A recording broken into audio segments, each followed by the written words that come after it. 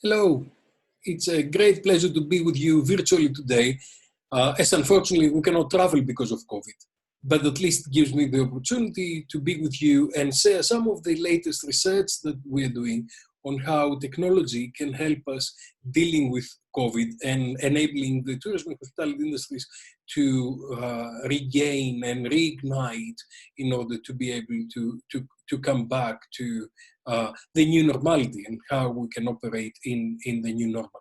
Let me share my screen so I can show you some of my latest research on the area. So COVID has had a major impact in the tourism industry everywhere around the world. It's a crisis unlike any other because we do not know when it's going to go away. Normally, the tourism industry is very resilient, but normally most of the crises that we face have got a specific period. So if you've got an earthquake, or you've got a tsunami, or you've got terrorism attacks, or you've got some kind of natural disaster, it has got a period of time and then we're going to recovery. With COVID, it has been a long period and we do not know when we're going to have vaccines and when we're going to be able to go to the next stage.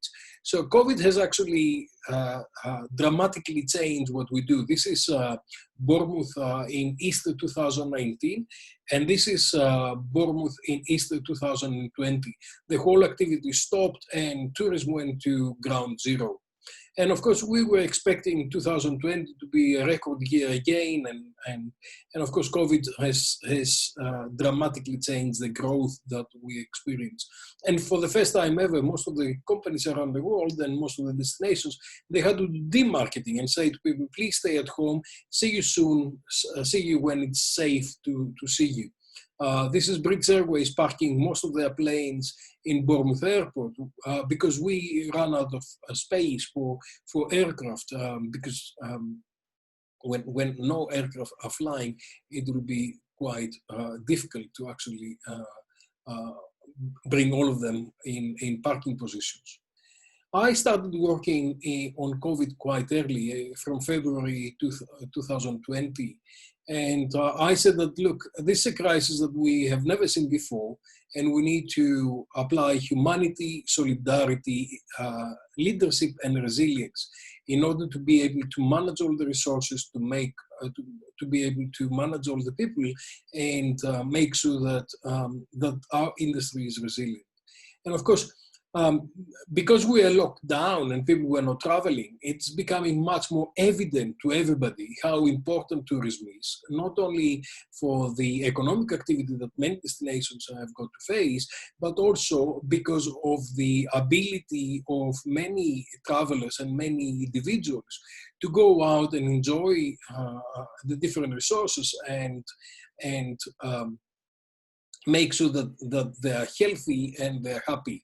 And I think increasingly we connect the tourism industry with the mental health of individuals. I think one of the major issues is solidarity and what the tourism industry and hospitality can do for community. It's critical that we make sure that the tourism and hospitality industries support our communities and make sure that we can take things forward. And the WTO came up and discussed about the need for solidarity, commitment, and support for the tourism industry, so we can go back to our realities. On my blog, I've been talking about brace, brace, brace, warning the tourism industry around the world about the major problems that we are facing and how we should be in a position to actually address those problems and how we can prepare better for that kind of situation. I think one of the most critical elements of COVID is it forces us to think from me to we and to start thinking about how can we contribute to society. A lot of hospitality organizations like these restaurants went together and they start feeding the health workers who are on the hospitals, giving their battle every day. And companies like Hilton came up to support the key workers and the health workers to be able to have rest and to avoid going back to their families, infecting other people, and making sure that that they could do their job in the best possible way. A lot of restaurants around the world, they start cooking for those people in need. And this is one of my favorite restaurants in Greece. It's called Tomarouli, which means the lettuce. It's a vegetarian restaurant. And what they did is they started creating about 200 portions of food every day. And they were inviting anybody who was in need to come and pick up some food for their families. And of course, this became known, and a lot of people from the community, they were bringing ingredients like pasta, rice, oil, and different ingredients, so they can make a contribution towards that element of solidarity and to help everybody survive this difficult period. I think solidarity is a critical element that we've seen all over the world, and I think this will be one of the key themes of what we'll be seeing in the future. Now, we embarked to a different future. We are not going to go to the past, but we're going to go to a new different future where a lot of things may change and we'll need to operate in different ways. So it's probably not very clever to look backwards, but really, because the past is becoming irrelevant. But it's much more interesting to look into how can we prepare the tourism industry for the future, and how can we enable all the different resources to come together to co-create the future of tourism. We are blessed in the sense that COVID does not influence our assets. We still have our product, our brand, and we can still co-create our experience with local residents, creating products and services that they are differentiated and they're authentic. And I think this is also a difference from other crises, which normally they have a lot of infrastructure being destroyed. I created a very comprehensive framework where you need to look into a range of different aspects of a policy and strategy, depending on the destination, depending on the situation. So during the crisis, it's really about looking after people in terms of people first, safety and security, looking after our staff, our community and our customers, and providing humanitarian aid, support their health, and support the communities. During that period, we really need to look after liquidity and stock as far as the finance is concerned. And also we need to look at our relationships and communications with partners, suppliers, distributors, and help consumers with reservations or cancellations by being alert and agile to keep the engine warm until we are ready to open.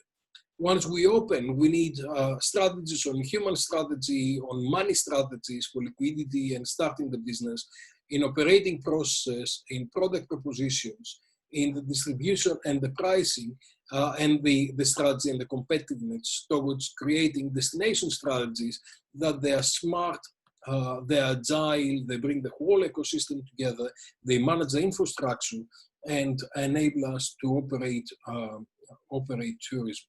We really need to look into resources and sustainability, and we need to look into planning, current capacity and multipliers, all of those things. We need to re-examine to see how we can manage tourism better. And a lot of clusters of activities and themes came out as a result of that, to manage the situation and bring resilience into the marketplace by training people to understand what they need to do and how they can operate in the new environment. So nobody is safe, but we can say that we can have destinations that are COVID ready, that they've got protocols, they've got processes, they've got ecosystems, and they've got agility to actually deal in real time with their context. And their context, their location, their clientele, their local population, their space and architecture, their services, their personnel, and their business and their processes. I think in the new situation, we need to reignite in a very careful way. We need to refocus, we need to redesign our tourism product, and we need effectively to re-engineer the tourism industry to meet the new normal.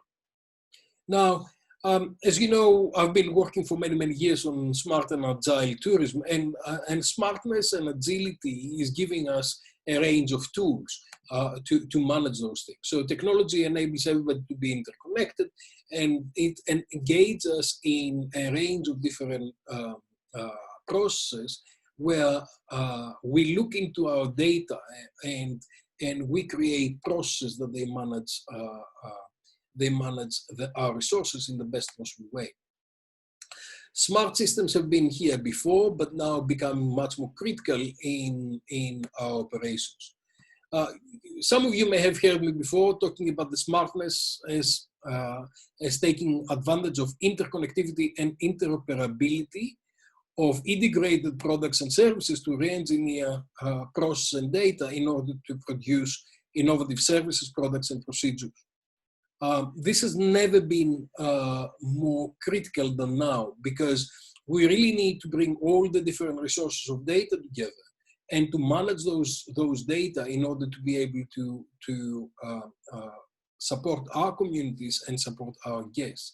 And as the data is becoming very dynamic, when we've got epidemiological trends that they are changing hourly sometimes or daily, we need to be totally alert to bring in real-time information and engage all the stakeholders towards optimizing the collective performance of the entire network. And I think smartness then becomes really, really critical in terms of the co-creation of value and and enabling communities to stay safe and also do economic activities. Smartness requires networks and requires the interoperability and interconnectivity of networks. It needs the Internet of Things and the Internet of Everything to connect a range of sensors and beacons in order to collect big data and analyze the big data dynamically. Social media, Web 2, and the user-generated content is also providing us information. And all of those things need to enable us to look into this situation in real time and co-create experience and support co-opetition. We've been doing a lot of research on what are kind of enabling technologies are coming out and what are the innovations that they're coming forward towards creating value in the marketplace. And there's a lot of disruption in the marketplace when the supply chain is coming together with the customer networks.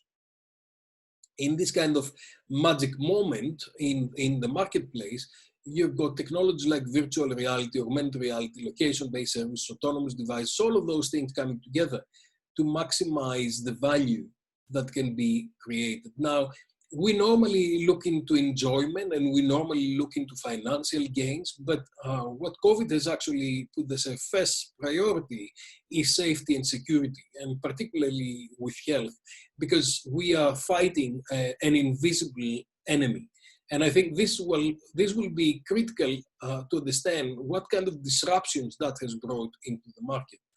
Some of you may have read my paper on Sokomo marketing, which is really about bringing together social media, context-based information, and mobile information. Context is all about internal context, which is about the individual and about their tasks and their purpose, and who they travel with, how familiar are they with the area, what are the topics of interest they've got, and what's their emotional status, what's the goals and likes, preference, disabilities, and allergies.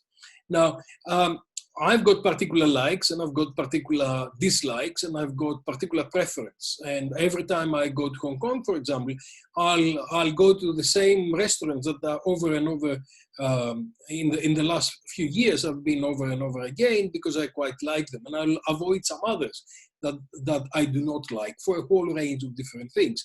So this is my internal context. The external context is what is happening in the locality in terms of the weather, in terms of the social environment, in terms of the season, the political situation, the traffic, the emergency, the delays, the air pressure, and the like. Now, COVID is part of the external environment because it's changing the way we can operate and the safety and the security of it all. When we are talking about smartness, quite often people are thinking about technology. and technology is an important input to smartness, but it's equally important with other very critical inputs like people and the human capital and the social capital that comes in to manage knowledge of the society, and also leadership and how we can bring leadership together to drive these things forward and create value co-creation ecosystems where they bring together the smartness economic actors, the technological actors, and the social actors to bring to co-create value for everybody who is involved. By bringing those actors together, we create innovations in mobility, in governance, in economy, in people, in living and environment. And based on those, we can build smart tourism destinations which bring a range of products and services for consumers. And you can see that on this publication where we explain that in more detail. One of the things that came as a result of technology is sharing economy. And for many years, a lot of people enjoyed a range of different benefits that are coming out of the sharing economy. But increasingly, we predict that the sharing economy needs regulation and needs a whole range of different initiatives in order to make sure that the value that's co-created is equitable for everybody who is involved in this value. And we are looking into what happened with Airbnb and how technology and smartness has actually showed some dark side of the sharing economy, and what can we do to make sure that everybody benefits from that. With my colleague Daisy Fan, we are also doing some research on how people like to interact in social contexts, offline and online. So a lot of people would like to interact when they travel on face-to-face, and others would like to interact, or they have to interact on online social content. And based on this research, we identified 6 types of different tourists when they're traveling. From those people who are detoxing from technology, to those people who are using technology to maintain their daily life. And you see a range of different kind of behaviors here. And also you've got the dual zone people and the diversional travelers, that they operate differently. This is really critical in a way to understand how can we take advantage of technology to serve people in the way that they would like to be served. And how can we help travelers when they are traveling to operate in a way they possibly do. So it's really critical to understand personal preference. The other key issue is real time and nowness. And nowness is really important, especially now with coronavirus, because we need to understand the local based situation, and we need to understand the options that we've got in every of those situations. So we need to be able to follow sentiment analysis, hashtags, mentions, trading topics, keywords, and what the competitors are doing in order to make sure that we take the best action. Now, nowness is happening when we've got some real-time triggers. So something is happening and it triggers a reaction. We understand what is the contextual relevance of those triggers by looking to how, what's the situation and what is the impact that has on value co-creation. And then nowness is looking to co-creation. It's data-driven. It's consumer-centric. It's looking to the experience and how you can enhance the experience in real time. So by looking to all of those things, you create enablers that they are driving value for brands, for consumers, and for potential consumers, and also for the society in general. And the last concept I want to leave you with is ambient intelligence. Ambient intelligence is when you've got technology everywhere, and that introduces smart systems to everyday environments that are propelling interoperability and interconnectivity of all systems, vehicles and devices, through the Internet of Everything.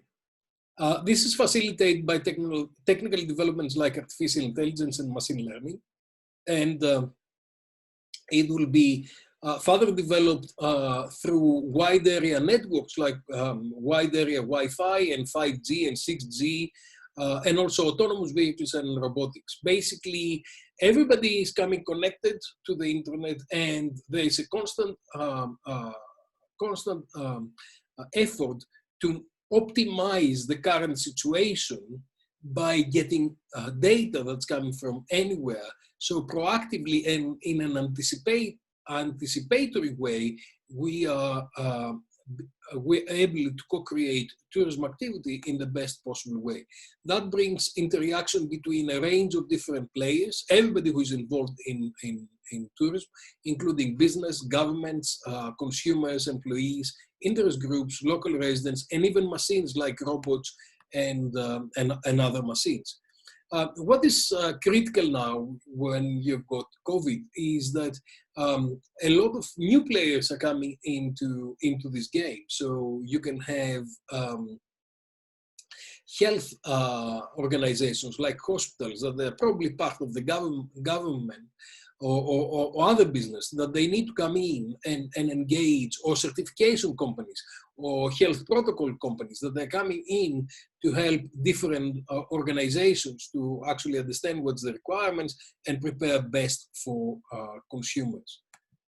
And ambient intelligence is really bringing those people in the best environment and to take advantage of their environment and maximize the benefits that they can get. So it's all about the Internet of Things and the Internet of Everything coming together through networking technology like RFID and smartphones, applications, cryptocurrency and blockchain, sensors and beacons, pervasive computing, gamification, and artificial intelligence and machine learning. All of those things are coming together to support consumers in the center, but also other stakeholders wherever they are in the value chain. And when you're looking at specific technologies that are going to help us with COVID, you are looking to things like thermal scanners, like the hotel Icon in Hong Kong, where they are measuring the temperature of all the people who are coming in, and they take a range of different measures to actually do that. What we need to do is we need to look into each particular facility and understand how the facility is designed and what's the geography of the facility, and make sure that we can take all protective measures in order to minimize issues. A lot of applications are coming on mobile devices, so it can help us to go and navigate through a whole range of things like hotel rooms or restaurants in a touchless way, or we only touch our own machines, which we own and therefore are safe. So a lot of the applications are coming forward to manage everything within the room and manage to make reservations or to make or to order food in a restaurant without touching any of the menus. A lot of those things already have been existing for many years in Hotel Icon, in many applications in China and several other places, but they are now becoming mainstream because COVID is forcing all this technology to come forward. You'll see other machines like UV disinfecting, going to rooms and different facilities to disinfect. You'll see fogging machines that they are used around, and you'll see a lot of track and trace where we use technology to understand where you've been, with whom you have been, or who you were in close proximity with, and how we can make sure that if there is a epidemiological development, that we can trace all the people who can be possibly affected by those things. And some of the applications, especially in China, they were giving the green light to those who have been safer. And gradually you see robots coming into the business, and we've been using robots in very difficult situations in the past, but increasingly you'll see robots being used in medical facilities, where it will be easier to use a robot and safer to use a robot rather than human. So robots will be sent to undertake some of the procedures and help individuals to manage manage patients in a safer way. And this is the Da Vinci robot, which is one of very interesting kind of machines that one of my friends is using to do operations, cancer operations, because they are much more precise and they are much less invasive, and they require much less recovery space. In tourism and hospitality, you see a lot of robots, and we've seen them in different kind of facilities around the world, doing all kind of operational things. And increasingly, they will kind of engage more with different clientele and in different operations. There's a big ethical question whether we like that, or whether we like humans to serve, and what can we give to robots to do, and what the robots will look like. But these are big questions that we need to answer over a period of time. Increasingly, robots will be helping us to do different things. And when I normally say these things, people think that that's something that's going to happen in the future. In fact, this is last year I was in the New Century Grand Hotel in Hangzhou in China. And of course, this robot was following me everywhere, became my best friend for a while. And that was interesting, because the robots are already here and they're already operational, and we need to learn how to operate with them. So this is what I had to say. COVID is a difficult situation, and I think we need to plan for the worst and hope for the best. And I think increasingly we learn how to operate in this kind of environment, and we learn how to operate in the next few years, and how we can take the industry forward to the new reality and make sure that everybody benefits and manages to co-create tourism experience. I think one of the things that we've learned in the COVID era is that people cannot do without tourism activity, and many of us have suffered from the inability of traveling and to see our friends and enjoy experience and enlarge and expand our wellness and well-being by being with different people. A lot of the information I said are based on a lot of publications, and you can see them all online. And you can see some of the research that I'm bringing to e-tourism, smart tourism, and ambient intelligent tourism, and how we can apply those things into COVID. Thank you very much. Please stay in touch, and hopefully next time I'll be with you and we'll share a lot of information, and hopefully a glass of wine or something nice together in your place. Thank you.